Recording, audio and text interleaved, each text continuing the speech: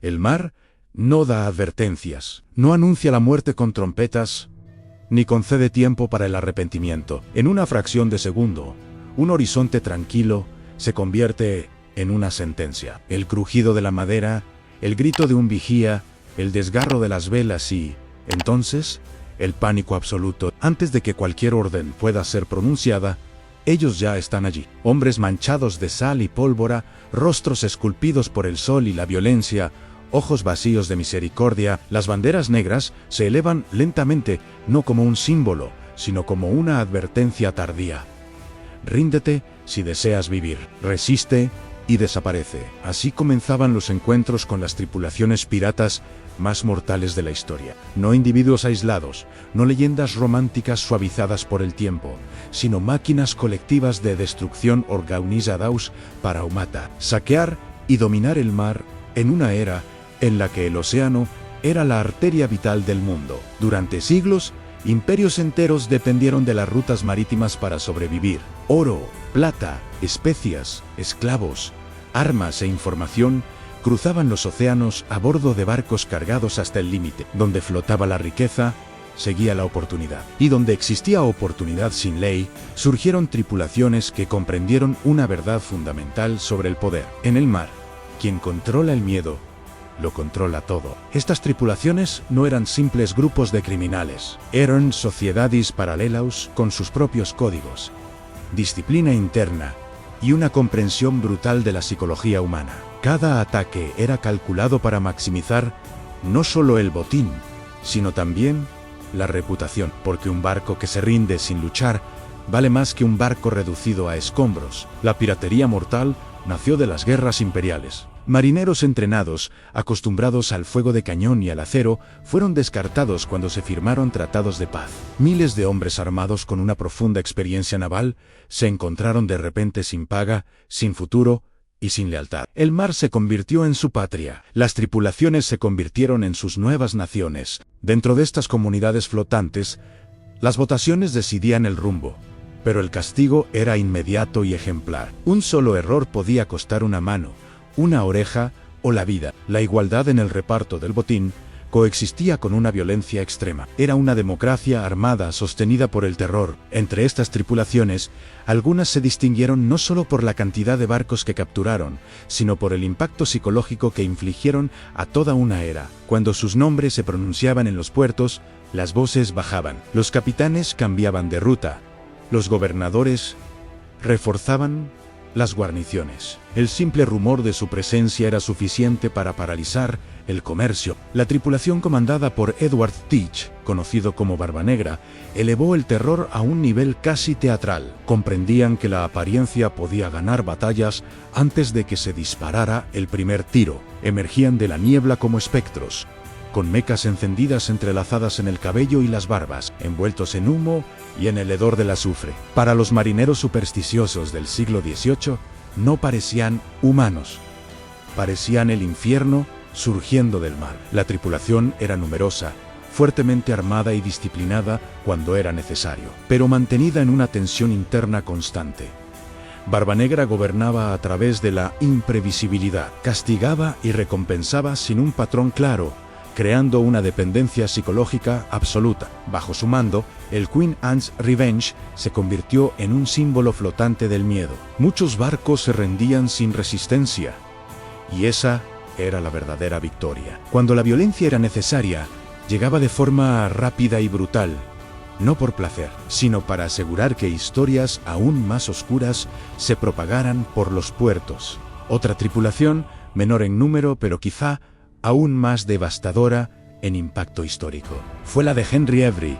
No buscaban ataques constantes, buscaban un único golpe perfecto, y lo consiguieron. El asalto al Gangai Sawai, uno de los barcos más ricos del mundo islámico, fue un evento sísmico. La tripulación de Avery luchó con precisión militar, no hubo caos, no hubo vacilación. La masacre que siguió fue total y cruel, marcando el episodio como uno de los más violentos de la historia de la piratería. Pero lo que hizo verdaderamente mortal a esta tripulación no fue solo la violencia, sino la desaparición. Se desvanecieron. Se llevaron consigo la riqueza y el mito. Demostraron que la piratería podía golpear el corazón de un imperio y escapar ilesa. Esto inspiró a generaciones de hombres desesperados y alimentó un ciclo de violencia que duraría décadas. Mientras algunos capitanes usaban el miedo como estrategia, otros abrazaron la brutalidad como identidad. La tripulación de Charles Vane estaba compuesta por los hombres que nadie más quería, indisciplinados, crueles, inestables. No había misericordia ni cálculo político. Los barcos rendidos eran destruidos, las tripulaciones asesinadas, los puertos aterrorizados. Vane rechazaba cualquier posibilidad de perdón. Para él, la guerra contra el mundo era permanente. Su tripulación se convirtió en un símbolo de anarquía total, tan temida que incluso otros piratas evitaban cruzarse en su camino. Pero esta ausencia de límites cobró su precio. La violencia sin control corroe desde dentro. Finalmente, su propia tripulación lo traicionó. En el mar, incluso el terror necesita estructura para sobrevivir. Si en el Atlántico la piratería estaba fragmentada, en el mar de China Meridional alcanzó una escala casi incomprensible. La flota liderada por Zheng Yizhao no era simplemente una tripulación, sino una colosal confederación pirata. Decenas de miles de hombres, cientos de barcos, un código legal rígido y castigos severos. Esto no era una banda, era un estado pirata. La disciplina era absoluta. Los crímenes contra civiles sin autorización se castigaban con la muerte.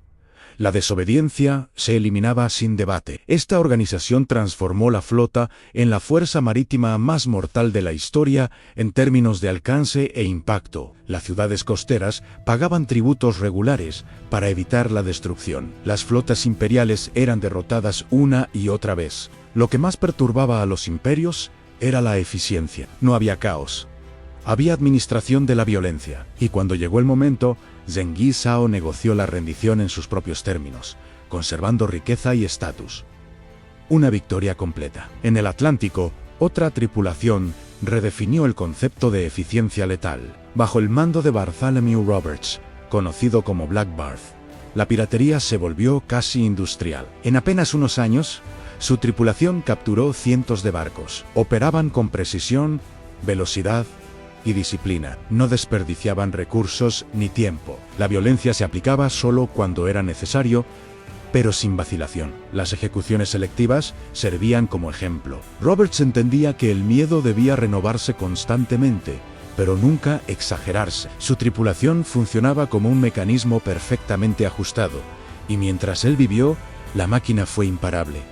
Cuando cayó en combate, todo se derrumbó rápidamente. La tripulación no estaba unida por una ideología, sino por el liderazgo. Sin él, el sistema falló. Estas tripulaciones no existieron en el vacío. Prosperaron porque los imperios eran lentos, corruptos y distantes. Los gobiernos tardaban meses en responder a los ataques. Las órdenes cruzaban océanos, mientras los piratas cambiaban de rumbo en días.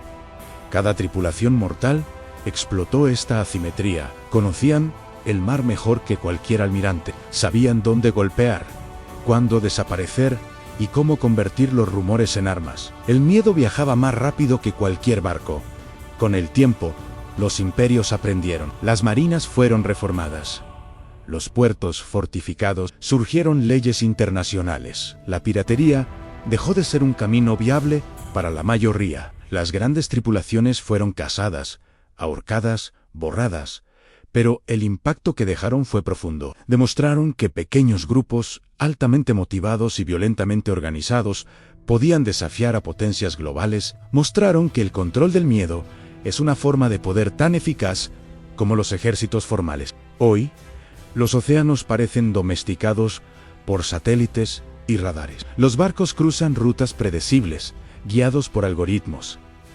Pero el mar no ha cambiado. Sigue siendo vasto, indiferente y lleno de oportunidades para quienes entienden sus reglas no escritas. Las tripulaciones piratas más mortales de la historia no fueron simplemente criminales. Fueron síntomas de un mundo en transición, de sistemas que colapsaban y de hombres y mujeres que eligieron vivir fuera de cualquier orden conocido. Y mientras la riqueza siga cruzando los océanos mientras exista desigualdad entre quienes transportan y quienes observan desde el horizonte. El espíritu de estas tripulaciones seguirá suelto, no como banderas negras en el mástil, sino como el recordatorio permanente de que el mar nunca perteneció a nadie. Solo presta su poder a quienes están dispuestos a tomarlo por la fuerza. Y en algún lugar más allá de la línea donde el cielo se encuentra con el agua, el pesado silencio que precede al ataque aún resuena. El mismo silencio que, siglos atrás, hizo temblar a los imperios.